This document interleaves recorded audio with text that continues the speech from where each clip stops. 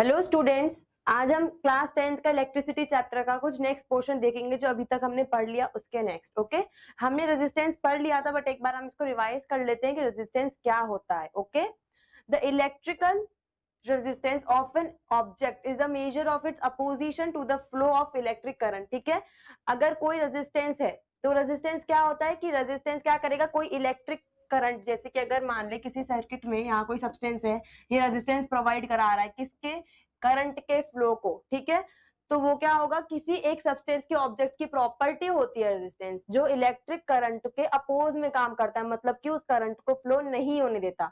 ठीक है, उसे हम क्या कहेंगे, resistance. Now in practical conditions resistance are used to increase और डिक्रीज द इलेक्ट्रिक करंट। ठीक है, रेजिस्टर्स जो होते हैं, रेजिस्टर मतलब कि ये सब्सटेंस, कोई सब्सटेंस या मटेरियल जो रेजिस्टेंस प्रोवाइड कराएगा उसे हम क्या कहेंगे, रेजिस्टर।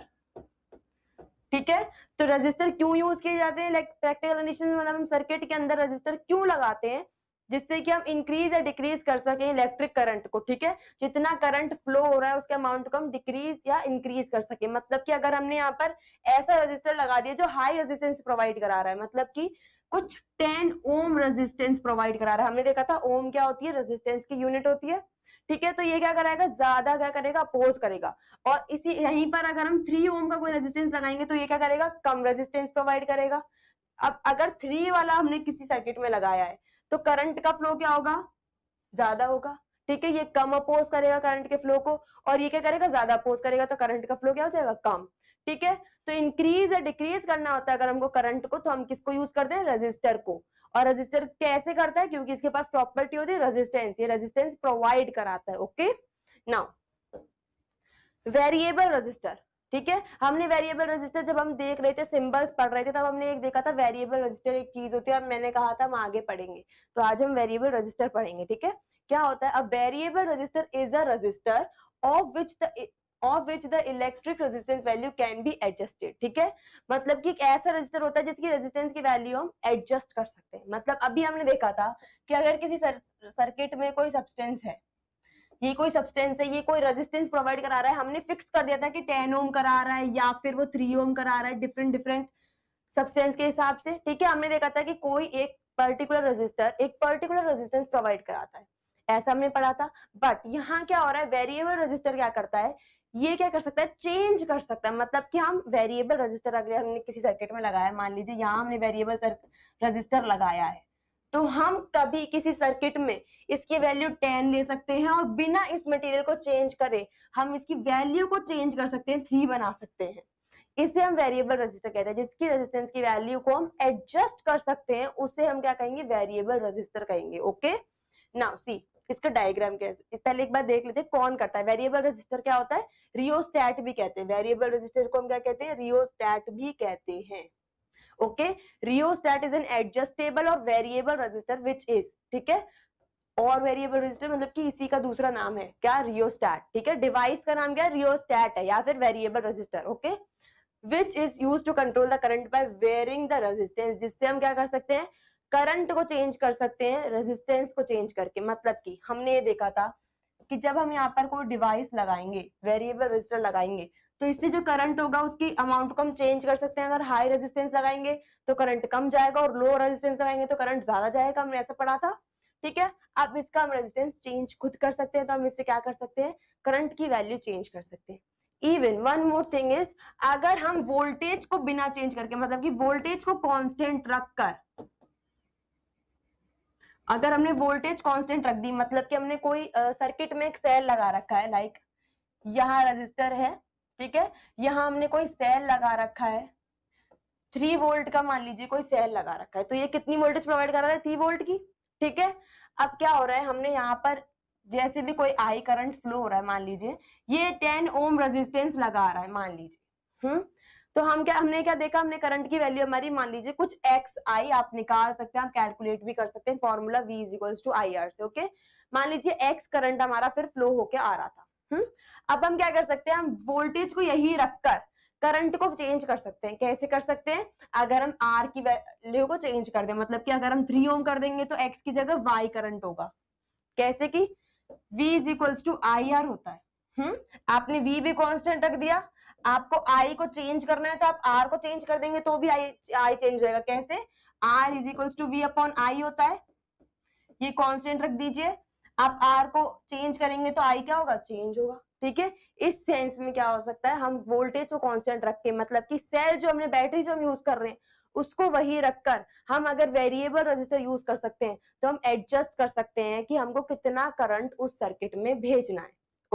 तो अब हम वेरिएबल रजिस्टर का एक बार इसका डायग्राम और देख लेते हैं, इसका फोटो देख लेते हैं। ठीक है, ये एक्चुअली अगर आप किसी सर्किट में अटैच करेंगे तो रजिस्टर रियोस्टेट कैसा दिखेगा, वेरिएबल रजिस्टर या फिर रियोस्टेट क्या होता है, ऐसा दिखता है। ठीक है, ये जो चीज होती है ना, इसको हम स्लाइड कराते हैं इसके ऊपर। ठीक है, आप स्लाइड कराएंगे उससे क्या होगा, रेजिस्टेंस जो है, जो आपको आर चाहिए वो क्या हो जाएगा, चेंज हो जाएगा। ओके, यहाँ कोई फिक्स रजिस्टर नहीं होता, आप इसको मूव कराकर इसके ऊपर हम क्या कर सकते हैं, रेजिस्टेंस चेंज कर सकते हैं। ओके, नाउ ये सर्किट में कैसे दिखता है, आपको सर्किट में ड्रॉ करना है तो आप कैसा दिखाएंगे इसे, सर्किट में कैसे शो करेंगे आपको, देखिए ये क्या होता है, ये नॉर्मल रेजिस्टेंस होता है, रजिस्टर होता है। ठीक है, जिससे हम आर रेजिस्टेंस से कोई फिक्स रेजिस्टेंस लेते हैं, सर्किट में हम इसको ऐसे शो करते हैं। अब क्या है, वेरिएबल है, मतलब हम इसको चेंज कर सकते हैं, तो हम इसको कैसे शो करेंगे, ऐसे शो करेंगे, या तो इस तरीके से शो कर सकते हैं वेरिएबल रेजिस्टेंस को, मतलब कि जो रेजिस्टेंस का सिंबल होता है, रजिस्टर का सिंबल होता है सर्किट में, उसके ऊपर एक एरो डाल के। ठीक है, या फिर हम कैसे बना सकते हैं इसको, इस तरीके से और एक एरो इसके ऊपर। ठीक है, जो क्या रिप्रेजेंट कर रहा है, इस चीज को रिप्रेजेंट कर रहा है कि हम इसको चेंज कर सकते हैं। ओके, ये हमारा क्या हो गया, रेजिस्टर हो गया, variable resistor. Now what cause resistance in the conductor, conductor के अंदर रेजिस्टेंस क्यों होता है, मतलब हमने सर्किट में अगर कोई डिवाइस यूज कर लिया, कोई सब्सटेंस यूज कर लिया, तो उससे रेजिस्टेंस क्यों हो रहा है, करंट फ्लो होने में प्रॉब्लम क्यों आ रही है। ठीक है, उसका रीजन क्या है, when an electric current flows through a conductor such as a metal wire, the moving electrons can collide with the ions of the metal. It makes it more difficult for the current to flow and cause resistance. देखो क्या होता है, हमने क्या कहा कि जब कोई मेटल वायर है, मान लीजिए वायर थोड़ा थिक बना लेते हैं हम, इसके थ्रू जब करंट पास हो रहा है तो इसके पास जो ऑलरेडी मेटल वायर के पास जो आयंस हैं वो क्या करते हैं, इसके साथ कोलाइड करते हैं, मतलब टकराते हैं। जब इलेक्ट्रॉन्स, जो करंट के पास इलेक्ट्रॉन है, क्योंकि इलेक्ट्रॉन के मूव होने से ही क्या होता है, करंट बनता है, कि इलेक्ट्रॉन इस डायरेक्शन में जाएंगे, करंट इस डायरेक्शन में फ्लो होता हुआ हमको रिप्रेजेंट होगा। ठीक है, तो जो इलेक्ट्रॉन्स हैं जो मूव कर रहे हैं, जिसकी वजह से करंट बन रहा है, ठीक है, वो क्या होंगे, इन आयन से कोलाइड होंगे। ठीक है, जिसकी वजह से रेजिस्टेंस होता है। या फिर हम ये कह सकते हैं कि उस सब्सटेंस के पास कुछ पॉजिटिव आयंस है, पॉजिटिव चार्ज है, और जब इलेक्ट्रॉन्स इस चीज के अंदर आते हैं तो ये क्या करते हैं, इनके साथ कोलाइड तो होती है, उसके बाद इलेक्ट्रॉन्स को अट्रैक्ट करते हैं। क्यों? क्योंकि अनलाइक चार्जेस है, और हमने चार्ज की प्रॉपर्टी में पढ़ा है कि वो क्या होते हैं, अनलाइक अट्रैक्ट करते हैं एक दूसरे को, तो ये पॉजिटिव नेगेटिव को अट्रैक्ट करेगा, जिसकी वजह से इसको आगे फ्लो होने में रेजिस्टेंस प्रोवाइड करेगा। ठीक है, अपोज करेगा इलेक्ट्रॉन के फ्लो को। ओके, इसीलिए कोई कंडक्टर क्या करता है, रेजिस्टेंस प्रोवाइड कराता है, रेजिस्टेंस प्रोवाइड कराता है। ओके, ना factors on which resistance of conductor depends, क्या फैक्टर्स होते हैं जिसपे कोई भी सब्सटेंस हम यूज कर रहे हैं, क्योंकि अलग अलग सब्सटेंस होते हैं कि अलग अलग रेजिस्टेंस होते हैं। जैसे हमने देखा था कि किसी का 10 है या फिर किसी का 3 ओम है, तो ये क्या होता है, जो अलग अलग सब्सटेंस का अलग अलग रेजिस्टेंस होते हैं, या किसी भी सब्सटेंस का रेजिस्टर किस पर डिपेंड करता है। ओके, तो पहला फैक्टर है नेचर ऑफ कंडक्टर। ठीक है, कंडक्टर जो हम यूज कर रहे हैं, ठीक है, जिसके थ्रू करंट कंडक्ट हो रहा है, ठीक है, उसका नेचर कैसा है। ठीक है, नेचर के अकॉर्डिंग अब देखो नेचर का मतलब क्या है, some material create least hindrance and hence are called good conductors. ठीक है, कुछ सब्सटेंस ऐसे होते हैं जो कम हिंड्रेंस प्रोवाइड कराते हैं, मतलब कि जो इलेक्ट्रॉन्स फ्लो हो रहे हैं उनको कम अपोज करेंगे, उनको कम प्रॉब्लम क्रिएट करेंगे उनके लिए। ठीक है, तो वो क्या होते हैं, गुड कंडक्टर्स होते हैं, तो उनसे इलेक्ट्रॉन क्या हो जाएगा, इजीली पास हो जाएगा, और दैट्स व्हाई करंट क्या हो जाएगा, इजीली फ्लो होगा ना। Silver is best conductor of electricity, silver क्या है, बेस्ट कंडक्टर है, किसका, इलेक्ट्रिसिटी का।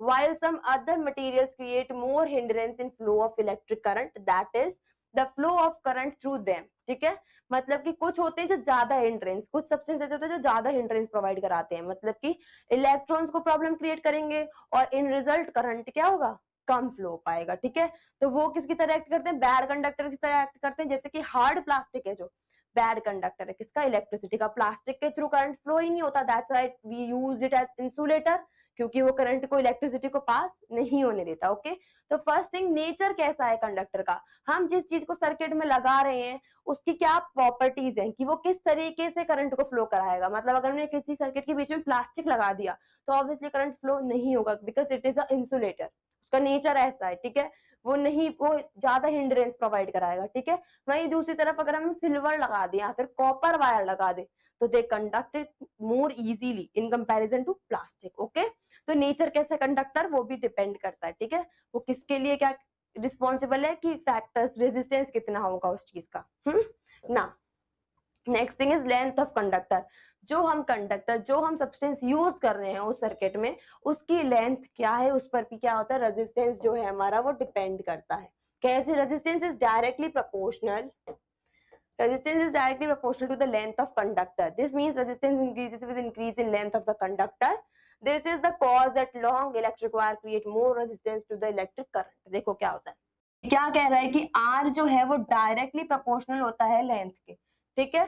R क्या है?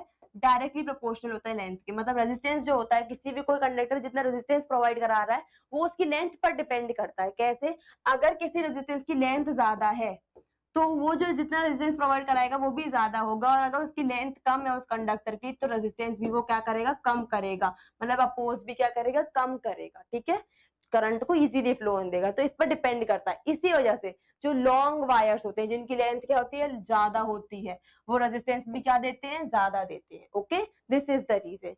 Now next thing is area of cross section, ठीक है। क्रॉस सेक्शन का एरिया मतलब जो कंडक्टर हमने लिया है, ठीक है, उसका एरिया पे भी डिपेंड करता है, उसके एरिया पे भी डिपेंड करता है कि रेजिस्टेंस कितना प्रोवाइड करेगा वो, ठीक है।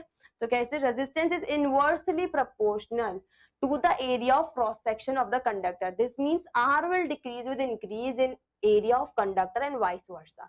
More area of conductor facilitate the flow of electric current through more area and thus decrease the resistance. This is the cause that thick copper wires create less resistance to the electric current. देखो, हमने length का तो देख लिया, अब R जो है वो इसने क्या कहा है कि एरिया के इनवर्सली प्रोपोर्शनल है।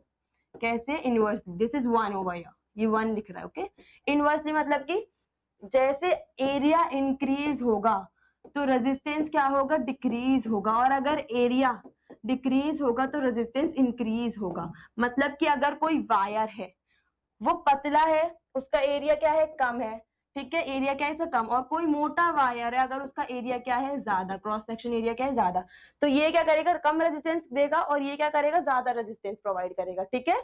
इसके थ्रू अगर हम करंट फ्लो करेंगे तो उसको क्या होगा, वो ज्यादा हिंड्रेंस प्रोवाइड करेगा, ये करंट को इजीली फ्लो नहीं होने देगा, और ये क्या करेगा, करंट को इजीली फ्लो होने देगा। इसीलिए जो थिक कॉपर वायर्स होते हैं वो लेस रेजिस्टेंस क्रिएट करते हैं, मतलब कि करंट को इजीली फ्लो होने देते हैं। ओके, नाउ सी, अब हमने क्या देखा, दो चीजें देखी कि रेजिस्टेंस कैसे कैसे कर रहा है, रेजिस्टेंस लेंथ के डायरेक्टली प्रोपोर्शनल है, हमने ये देखा, as length increases resistance also increases, और हमने देखा रेजिस्टेंस जो है वो इनवर्सली प्रोपोर्शनल है एरिया के, हमने ये देखा। ओके, दो चीजें देखी।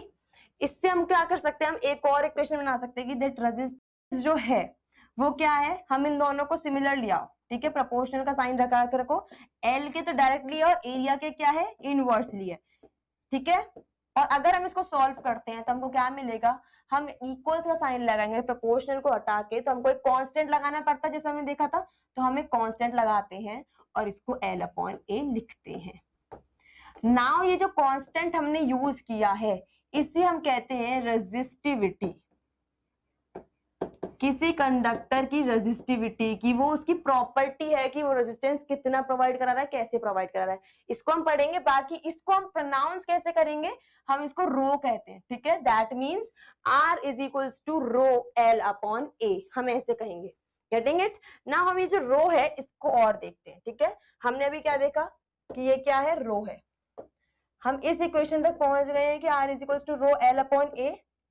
अब हम इस रेजिस्टिविटी की यूनिट तक अगर जाएंगे कि इसकी यूनिट क्या होगी, तो उसको हम कैसे कैलकुलेट कर सकते हैं। ये क्या है वैसे, रो क्या है, रेजिस्टिविटी है, जो किसी भी सब्सटेंस की प्रॉपर्टी और रेजिस्टेंस प्रोवाइड करा रहा है, ठीक है, तो रेजिस्टिविटी है उसकी प्रॉपर्टी। नाउ लिसन, रेजिस्टिविटी कैसे, हम इसकी रेजिस्टिविटी की यूनिट कैसे कैलकुलेट करेंगे, क्योंकि हमको इन तीनों की यूनिट पता है।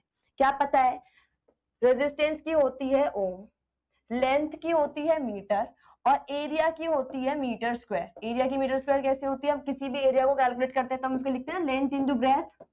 लेंथ भी मीटर में होती है, ब्रेथ भी मीटर में होती है, that's why meter square. Okay, now हमको इसकी कैलकुलेट करनी है तो हम क्या लिखेंगे, रो इज इक्वल्स टू, इसको इधर ट्रांसफर कर दो और इसको इधर ट्रांसफर कर देंगे हम, तो R upon L into A। ठीक है, एरिया ऊपर चला जाएगा और लेंथ नीचे आ जाएगी। अब इससे हम कैसे निकालेंगे इसकी unit, rho is equals to R की क्या है, ओम, ठीक है, और इसे क्या है, मीटर स्क्वायर अपॉन मीटर। एक मीटर से दूसरा मीटर कट जाएगा तो रेजिस्टिविटी की यूनिट क्या आएगी, rho is equals to ohm metre. तो रेजिस्टिविटी की यूनिट हमको पता चल गई यहां से कि क्या होती है, ओम मीटर इसकी यूनिट होती है। Now next thing is resistivity पर देख लेते हैं, a measure of resisting power of specific material to the flow of electric current. ठीक है, उसकी रेजिस्टिंग पावर जिसमें हम कैलकुलेट करें कि उसकी कितनी पावर है कि वो किसी फ्लोइंग करंट को अपोज करे, कोई भी मटेरियल, वो उसकी क्या कहलाएगी, रेजिस्टिविटी कहलाएगी। ठीक है, उसकी कितनी कैपेसिटी है या उसकी कितनी क्षमता है या कितनी पावर है कि वो किसी करंट के फ्लो को, इलेक्ट्रॉन के फ्लो को रोके, अपोज करे, उससे हम क्या कहेंगे, उस कंडक्टर या फिर उस सब्सटेंस की हम उसकी रेजिस्टिविटी कहेंगे। ओके, अब रेजिस्टिविटी डिफरेंट डिफरेंट होती है, कैसे, जैसे कि रेजिस्टिविटी जो होती है ना कंडक्टर्स की, वो बहुत कम होती है।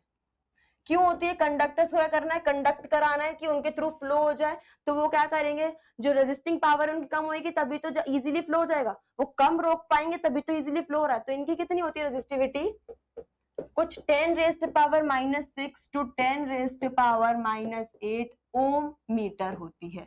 मतलब कि -6 का मतलब क्या है कि हम इसको डिवाइड कर रहे हैं कितने जीरो से, 6 zeros to 8 zeros, मतलब कि बहुत कम है। ठीक है, इसीलिए इजीली कंडक्ट करवा देता है। In the same sense silver और जो कॉपर होते हैं जो अच्छे कंडक्टर कहलाते हैं। ठीक है, मतलब कि अच्छे कंडक्टर, गुड कंडक्टर्स जो इजीली फ्लो करा देते हैं, उनकी भी क्या होती है, रेजिस्टिविटी इसी रेंज में होती है। ठीक है, वहीं अगर हम इंसुलेटर्स की बात करें, ठीक है, जो इजीली फ्लो नहीं करवाते हैं, ठीक है, किसको, करंट को या फिर इलेक्ट्रॉन्स को, उनकी रेजिस्टिविटी किस रेंज में होती है, 10 raised power 12, that means positive में। ठीक है, टू 10 रेज़्ड पावर 17 और 10 रेज़्ड पावर 20 कह देते हैं, इतने ओम मीटर होती है। ठीक है, मतलब कि यहाँ हम कुछ भी रेजिस्टिविटी है उसमें 12 बार इसको मल्टीप्लाई कर रहे हैं हम। ठीक है, मतलब कि 10 रेज़्ड पावर 12 को मल्टीप्लाई कर रहे हैं, यहाँ हम डिवाइड कर रहे थे क्योंकि माइनस था, यहाँ प्लस है तो हम इसको मल्टीप्लाई कर रहे हैं, दैट मींस इट इंक्रीजेस। ठीक है, तो इनकी रेजिस्टिविटी क्या है, ज्यादा है, इसीलिए क्या कर रहे हैं, ज्यादा फोर्स लगा रहे हैं, ज्यादा अपोज कर रहे हैं किसको, फ्लो को, इलेक्ट्रॉन्स या फिर करंट के फ्लो को। ओके, तो यहाँ हमारा रेजिस्टिविटी खत्म हो गया। अब हम एक दूसरी चीज देखेंगे कि रेजिस्टेंस हम जैसे सर्किट में लगा रहे हैं, हमने तो देख लिया कि हम रेजिस्टेंस लगा रहे हैं, तो हम अगर 3 रेजिस्टेंस लगा दें या हम अलग अलग टाइप से रेजिस्टेंस को अरेंज करें तो उसकी बेसिस पे कॉम्बिनेशन 2 टाइप के होते हैं, किसके, रेजिस्टेंस के, तो हम कॉम्बिनेशन पढ़ेंगे किसके, रेजिस्टर्स के, कि रेजिस्टर्स हमने कैसे लगाए हैं किसी सर्किट में। ओके, तो 2 कॉम्बिनेशन होता है, एक सीरीज कॉम्बिनेशन होता है, एक पैरेलल कॉम्बिनेशन होता है। सीरीज मतलब एक सीरीज में, पैरेलल मतलब एक के नीचे एक। ओके, नाउ फर्स्ट हम पढ़ेंगे series combination. In series combination, the electric components are connected end to end along a same line. मतलब कि एक सेम लाइन में, मान लीजिए इसका एक एंड ये है तो दूसरे, ये फर्स्ट एंड है, ये सेकंड एंड है। ठीक है, किसी और रेजिस्टेंस का भी ये फर्स्ट एंड है, सेकंड एंड है। हम इसमें क्या करते हैं, इनको एंड टू एंड कनेक्ट करते हैं, मतलब कि इसका सेकंड एंड यहाँ खत्म हुआ, इसको हम यहाँ इसके इधर लगा देंगे, मतलब कि इस तरीके से लगा देंगे, इसका फर्स्ट इसका सेकंड, तो एंड टू एंड कनेक्शन करते हैं इन अ सेम लाइन। ठीक है, एक ही लाइन में, उसे हम क्या कहते हैं, सीरीज कॉम्बिनेशन कहते हैं, लाइक हियर। ठीक है, इस तरीके से, जैसे ये R1, ये R2, ये R3, मतलब ये रेजिस्टेंस नंबर 1, ये रेजिस्टेंस नंबर 2, ये रेजिस्टेंस नंबर 3। ओके, ना इसकी कुछ कैरेक्टरिस्टिक्स होते हैं किसकी, सीरीज कॉम्बिनेशन की, तो देखते हैं। In series combination current through each resistor is constant, मतलब कि इस टाइप के किसी भी कॉम्बिनेशन में जो हम यहाँ से करंट फ्लो होगा वो क्या होगा, सेम होगा। मतलब अगर इस रजिस्टर के पास आई करंट जा रहा है तो इसके पास भी आई करंट ही जाएगा और इसके पास भी आई करंट ही जाएगा। सीरीज कॉम्बिनेशन में करंट क्या रहता है, सेम रहता है ना। In series combination potential difference, that means V across each register is different depending upon the value of resistor. R की वैल्यू पर डिपेंड करता है कि उनके पास क्या वोल्टेज होगा और पोटेंशियल डिफरेंस होगा, तो वो क्या होता है, डिफरेंट होता है, क्योंकि R डिफरेंट तो voltage different. Okay, next thing is equivalent resistance of the circuit is equal to the sum of individual resistance. मतलब कि जो हमको अगर हम R इक्विवेलेंट निकालेंगे कि ये लोग टोटल कितना रेजिस्टेंस प्रोवाइड करा रहे हैं, वो क्या होता है, इन सबके सम के बराबर होता है. ठीक है, अब हम एक बार देख लेते हैं कैसे होता है, और या फिर हम ये देखते हैं कि पहले आई जा रहा है तो वी अलग अलग किस तरीके से है. तो देखिए, हमको क्या पता है कि यहाँ से पोटेंशियल डिफरेंस जो होगा इनका अलग अलग होगा, और पोटेंशियल डिफरेंस क्या होता है, V is equals to I R, ये होता है. ठीक है, अब हमको पता है सबके पास जो आई जा रहा है वो सेम जा रहा है, यहाँ भी सेम करंट जा रहा है, यहाँ भी सेम करंट जा रहा है, यहाँ भी सेम करंट जा रहा है. ठीक है, पर हमने क्या कह दिया कि वोल्टेज अलग होगी, जैसे यहाँ V1 होगी, यहाँ V2 होगी, यहाँ V3 होगी. ठीक है, जैसे कि अगर हम V1 कैलकुलेट करेंगे तो I एंड यहाँ R1 लिखेंगे. ठीक है, तो हमको V1 में वोल्टेज पता चल जाएगी कि R1 के पास कितनी वोल्टेज पहुंच रही है. ठीक है, इसी तरीके से अगर हम V2 कैलकुलेट करें तो वो होगी I into R2. Similarly V3 is equals to I into R3. Now listen, हमने क्यों कहा वोल्टेज अलग अलग होगी, क्योंकि हमको फॉर्मूला तो यही रहेगा V is equals to I R. अगर हमको R अलग अलग प्रोवाइड होगा और I सेम प्रोवाइड होगा तो इट इज लाइक V हमेशा अलग होगा. क्यों, जैसे अगर हम वैल्यू पुट कर लें, अगर हम मान लें कि R1 की वैल्यू 2 है और R2 की वैल्यू 3 है, तो हम एक बार देख लेते हैं कि सच्ची में V1 अलग और V2 अलग होता है. तो देखिए यहाँ, और हम I कांस्टेंट है, I की वैल्यू 5 ले लीजिए, तो आप V1 निकालिए. तो V1 क्या होगा, 5 मल्टीप्लाइड बाय 2 क्या है, R1, तो क्या आएगा, V1 हमारा 10 आएगा. ठीक है, V1 कितना आएगा, 10. इन द सेम सेंस अगर हम V2 निकालने लगे तो I की वैल्यू हमको 5 दे रखी है जो कांस्टेंट रहेगी, और R की वैल्यू, R2 की वैल्यू 3 दे रखी है, तो हम 3 का मल्टीप्लाई कर देंगे और V2 की वैल्यू क्या आएगी हमारे पास, 15 आएगी. ठीक है, तो हमको पता लग रहा है कि यहाँ पर क्या है, V1 और V2 अलग अलग होते हैं. ठीक है, दैट मीन्स कि सीरीज कॉम्बिनेशन के अंदर करंट जो फ्लो होगा तीनों के थ्रू, तीनों रेजिस्टेंस के थ्रू, तीनों रेजिस्टर्स के थ्रू, वो क्या होगा, सेम होगा, और इनके जो पोटेंशियल होगा हर रेजिस्टर के पास वो क्या होगा, डिफरेंट होगा. और तीसरी चीज हमको क्या पता लगती है कि जो इनका इक्विवेलेंट होगा, कितना ही टोटल रेजिस्टेंस प्रोवाइड करा रहे हैं, वो इनके सम के बराबर होगा. ठीक है, तो एक बार हम ये भी कैलकुलेट कर लेते हैं कि सम के बराबर कैसे होगा. ठीक है, सो जैसे हमको पता है V is equals to I R, कैसे पता है हमको ये चीज होती है, बाय ओम्स लॉ. ठीक है, तो हम V is equals to I R कैसे कैलकुलेट करेंगे, यहाँ पर हम लिखेंगे V, और टोटल V कैसे होगा, V1 plus V2 plus V3. ठीक है, क्योंकि हमने देखा अगर हम तीन, वही वाला डायग्राम लेके चल रहे हैं जिसके अंदर 3 रजिस्टर है, यहाँ R1, इधर R1, then R2 and R3. ठीक है, जो एक साथ कनेक्टेड है, और यहाँ V है, तो ये टोटल V हम निकालेंगे तो इन तीनों का प्लस करके V आएगा यहाँ. ठीक है, तो V is equals to V1 plus V2 plus V3, क्योंकि जो कि डिफरेंट है. ठीक है, नाउ V, टोटल V क्या होगा, टोटल करंट के और टोटल जितना भी रेजिस्टेंस है R इक्विवेलेंट, इन तीनों को प्लस करके जितना रेजिस्टेंस होगा उसके इक्वल होगा, क्योंकि V is equals to I R. तो टोटल जो V होगा वो किसके इक्वल होगा, R जो कि कांस्टेंट चल रहा है, I इंटू R इक्विवेलेंट, जो R क्या है, तीनों का प्लस करके आएगा. देन V1 की वैल्यू हमने जैसा पहले देखी थी, प्रीवियस पेज पे देखी थी, IR1 plus IR2 plus IR3. Now I इधर है और इधर क्या है, R इक्विवेलेंट, कितना ये टोटल प्रोवाइड कर रहे हैं. हम इन तीनों में से I जो है वो कॉमन है. ठीक है, जैसे हम देख सकते हैं कि I क्या है, कॉमन है. कैसे देख पा रहे हैं हम ये चीज, क्योंकि यहाँ I के साथ I1, I2, I3 नहीं लग रहा. ठीक है, हमने देखा था कि तीनों के थ्रू कांस्टेंट करंट पास होगा, और कांस्टेंट करंट पास हो रहा है इसलिए हमने I को क्या ले लिया, कॉमन, और कॉमन ले लिया तो अंदर क्या लिखेंगे, R1 plus R2 plus R3. Okay, तो हम इस I को इस तरफ लेके जाएंगे और डिवाइड कर देंगे. ठीक है, so R equivalent into I upon, इसको हमने नीचे लिया है I, सो I से I कैंसिल आउट हो जाएगा, और यहाँ क्या बचेगा, R equivalent is equals to R1 plus R2 plus R3. तो ये क्या हो गया, प्रूफ हो गया. ठीक है, ये क्या हो गया, प्रूफ हो गया जो हमने पहले सोचा था, हमने बात की थी कि आर जो इक्विवेलेंट होगा, ठीक है, ये तीनों जो टोटल रेजिस्टेंस प्रोवाइड कर रहे होंगे वो क्या होगा, इनके सम के बराबर होगा। ये हमने यहाँ देख लिया, ठीक है, R1 R2 R3 के सम के बराबर होगा। मतलब कि अगर हम ये बात करें कि ये जो रेजिस्टेंस है ये टोटल प्रोवाइड करेंगे सीरीज में, ठीक है, हम जब अलग अलग रेजिस्टेंस लगा देते हैं एक सीरीज कॉम्बिनेशन में, तो जो टोटल रेजिस्टेंस ये प्रोवाइड करेंगे वो क्या होगा, हमेशा इनसे बड़ा होगा। मतलब कि जो टोटल आर इक्विवेलेंट है, ठीक है, वो R1 से बड़ा होगा, वो R2 से भी बड़ा होगा, वो R3 से भी बड़ा होगा। क्यों? क्योंकि वो इन सबका सम है। तो अगर कभी भी कोई पूछे कि सीरीज कॉम्बिनेशन में जो आर इक्विवेलेंट होता है वो इन सब से बड़ा बराबर होता है, इनसे छोटा होता है, इनसे बड़ा होता है, तो आंसर क्या है, इनसे बड़ा होता है। ओके, नाउ हम एक और चीज इसमें देख सकते हैं, क्या देख सकते हैं कि जब इन सब के थ्रू करंट एक ही पास हो रहा है, आई जो है, जो आई मिल रहा है वो एक ही करंट जा रहा है इन सब के थ्रू, ठीक है, तो अगर एक भी रेजिस्टर खराब हो गया, ठीक है, अगर एक भी जो सब्सटेंस है खराब हो जाता है तो करंट आगे फ्लो ही नहीं कर पाता है, ठीक है। मतलब अगर किसी हमने सर्किट में सीरीज कॉम्बिनेशन लिया है और उसमें एक चीज खराब हो गई है, ठीक है, तो क्या होगा, आगे का वो पूरा सर्किट काम नहीं करेगा। तो हमको क्या करना पड़ेगा, पहले उसको सही करना पड़ेगा, तभी वो काम करेगा। ये इसकी क्या है, डिसएडवांटेज है। ओके, नाउ नेक्स्ट कॉम्बिनेशन पढ़ते हैं, parallel combination. Okay, parallel combination में क्या है, see, parallel circuit is a close circuit in which current divides into two और more paths before recombining to the complete circuit. ठीक है,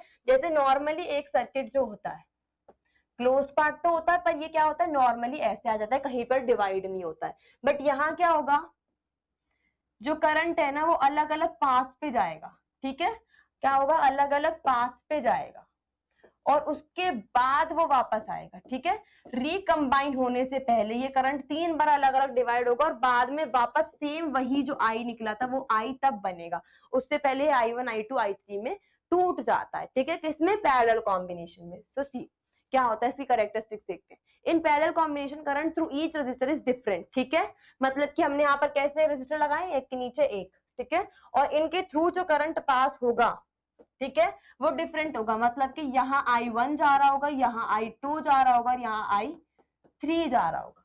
ठीक है, दूसरी चीज, potential difference across each resistor is constant. जो V यहाँ पर है वो क्या है, कांस्टेंट है। मतलब कि यहाँ पर भी V सेम जा रहा होगा, यहाँ भी V, यहाँ भी V और ये भी क्या है, V, सब में क्या है, वोल्टेज सेम जा रही होगी। किसमें, पैरेलल में। प्रीवियस वाले में सीरीज में क्या था, वोल्टेज डिफरेंट थी और करंट सेम था। यहाँ क्या है, करंट डिफरेंट है और वोल्टेज क्या है, सेम है। Okay, now next thing is equivalent resistance. मतलब कि R equivalent of the circuit is always less than either of the resistance included in the circuit। मतलब कि जब हम R equivalent जो हमारा निकल के आएगा ना, वो R1 से, R2 से, R3 से, पर्टिकुलरली उनसे क्या होगा, डिफरेंट तो होगा ही, उनसे कम होगा। मतलब कि हमने वहां देखा था कि R इक्विवेलेंट जो होगा वो उन सबसे क्या होगा, बड़ा होगा, क्योंकि सम हो रहा है। यहाँ क्या होगा, छोटा होगा। और हम देखेंगे क्यों छोटा होता है, पहले हम इसकी कुछ चीजें देखें। देखिए, अब हमने ये देख लिया कि जब इन तीनों में अलग अलग है, तो जैसे कि V is equals to IR होता है, हम इससे क्या निकाल सकते हैं कि I क्या होता है, I is equals to V upon R। ठीक है, क्योंकि हमारे पास यहाँ करंट डिफरेंट है, यहाँ I1 है, R1 के पास, यहाँ I2 है, R2 के पास, और I3 है R3 के पास। ओके, और V क्या है, सेम चल रहा है। तो हम इसके थ्रू क्या निकाल सकते हैं कि I1 की वैल्यू क्या होगी, V अपॉन R1। ठीक है, इसी सेंस में I2 की वैल्यू क्या होगी, V अपॉन R2। और इसी सेंस में सिमिलरली I3 की वैल्यू होगी V अपॉन R3, क्योंकि V क्या जा रहा है, सबके पास कांस्टेंट है। इसको आप कैलकुलेट भी कर सकते हो। अगर V की वैल्यू हम सोच लें 5 वोल्ट है, ठीक है, और R1 हमको 2 ओम दे दिया, और R1 हमको 2 ओम दे दिया और R2 हमको 3 ओम दे दिया, तो कैलकुलेट कर लीजिए। I1 की वैल्यू आएगी 5 अपॉन 2, I1 की value that means 2.5, and I2 की वैल्यू आएगी 5 अपॉन 3, ठीक है, कुछ 1.6 के अप्रॉक्स। ठीक है, तो ये क्या हो रहा है, डिफरेंट आ रही है। ठीक है, करंट की वैल्यू, तो इसमें क्या होती है, I1 I2 I3 डिफरेंट होती है। ओके, अब हमको पता चल गया कि करंट क्या होता है, इन सब में डिफरेंट होता है। तो अब हम इसकी इक्वेशन निकालेंगे, मतलब हम I3 कैलकुलेट करेंगे। ठीक है, हम पूरा आर इक्विवेलेंट कैलकुलेट करेंगे कि आर इक्विवेलेंट जो सबसे कम है वो ऐसा क्यों है, ठीक है। तो देखिए हमको पता है कि जो करंट होगा, टोटल करंट होगा, वो इन तीनों के सम के इक्वल होगा, I1 plus I2 plus I3। That means देखिए प्रीवियस पेज पे आइए वापस से, यहाँ पर जो जा रहा होगा इनिशियली आई जा रहा होगा और ये तीनों में डिवाइड हो जाएगा, और जब ये बात वापस रिकॉइल होगा तो ये क्या बन जाएगा, आई बन जाएगा, ठीक है। तो जो टोटल आई होगा वो इन तीनों के सम के इक्वल होगा, ठीक है। और हमको पता है आई जो है वो V अपॉन आर इक्विवेलेंट है, ठीक है।